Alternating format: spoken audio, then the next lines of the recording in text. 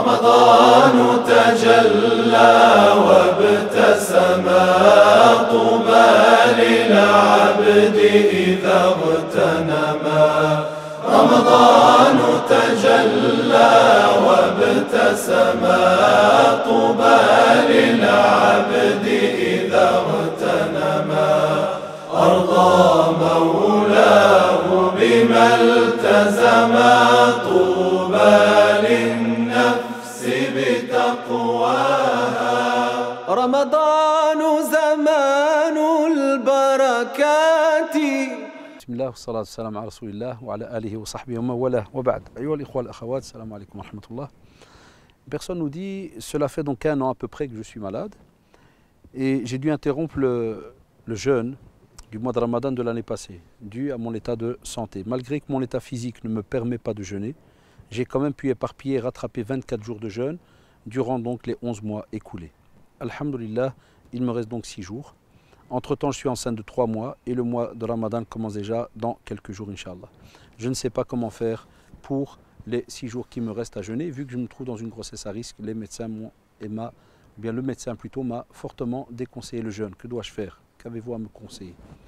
Bismillah, Allah ta'ala alam. Donc Allah subhanahu wa ta'ala, et on l'a rappelé dans les autres questions, lorsqu'il nous rend obligatoire donc un acte d'adoration, cet acte est toujours attaché à la capacité qu'a le musulman de pouvoir le mettre en pratique.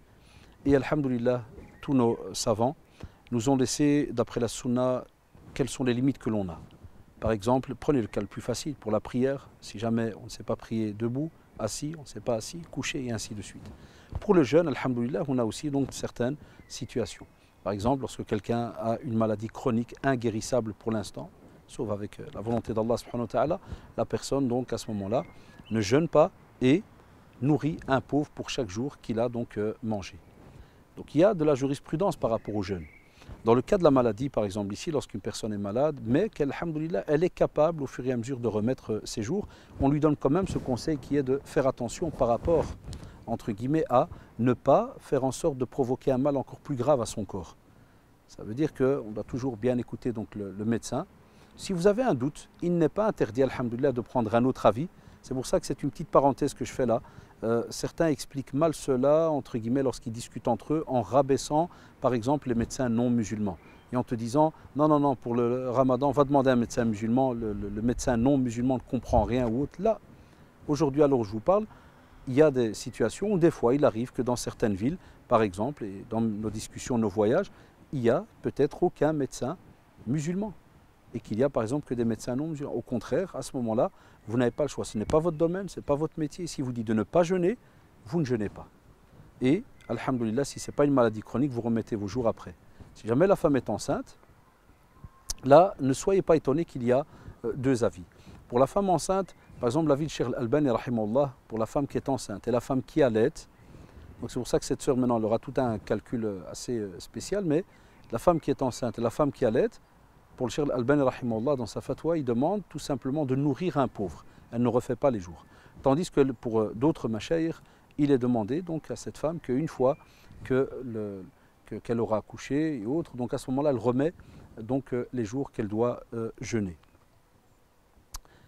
Je peux même vous dire encore une autre divergence qui est que pour certains savants, si jamais une personne a retardé sans raison valable la remise de ses jours, il doit donc jeûner, plus il doit nourrir un pauvre.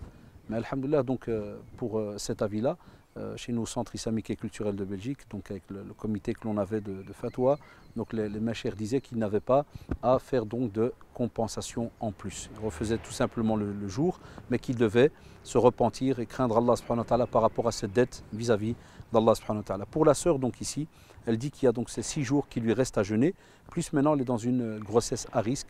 Donc Allah alaikum, écoutez l'avis de votre médecin. Si vous ne pouvez pas jeûner, vous ne jeûnez pas.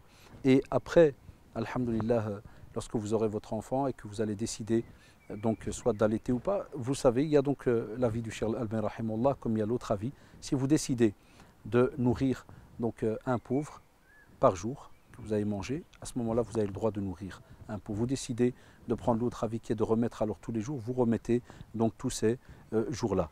Là où il peut y avoir donc un simple petit détail, c'est que les 6 jours qui restent n'avaient rien à voir avec donc le temps dans lequel vous étiez enceinte. Et là, on a déjà eu des occasions comme ça avec nos machères de discuter avec eux au centre, et ils nous disaient que ces jours-là n'avaient rien à voir avec ce qu'on appelle la dette, qui était rattachée spécialement au fait qu'elle était enceinte. Et là, donc, elle restera une dette jusqu'à ce qu'elle soit capable donc de remettre ces jours-là. Wallahu ta'ala alam. Mais Allah alaikum, faites toujours attention, c'est très très important. On a des personnes qui, subhanallah, ne veulent rien écouter par rapport aux avis de leur médecin, spécialement si jamais une personne est fort diabétique et qu'elle doit absolument manger. On a des personnes qui, subhanallah, doivent absolument boire beaucoup d'eau, des personnes qui ont des problèmes de reins, des problèmes de sang, de fer et autres. Et on voit des gens qui pensent à ce moment-là qu'au plus ils vont souffrir, au plus Allah subhanahu wa ta'ala va leur donner une récompense. Mais ils mènent leur corps à la perte. Donc là, il faut faire attention parce que Wallah, et nos savants nous disent qu'il se peut qu'à ce moment-là, cette personne ne prenne pas de récompense. Mais à l'inverse, elle fait le contraire de ce qu'Allah subhanahu wa ta'ala attend d'elle. Wallahu ta'ala alam. Tu vas enregistrer quoi? Qu'est-ce qu'il va enregistrer? Quand tu dis Kinépolis. Bah effectivement, je le dis et je persiste. Tu viens avec tous tes phares là et toutes tes lumières, tu crois que tu es au Kinépolis ici ou non? Qu'est-ce que c'est écrit ici? Hein? Et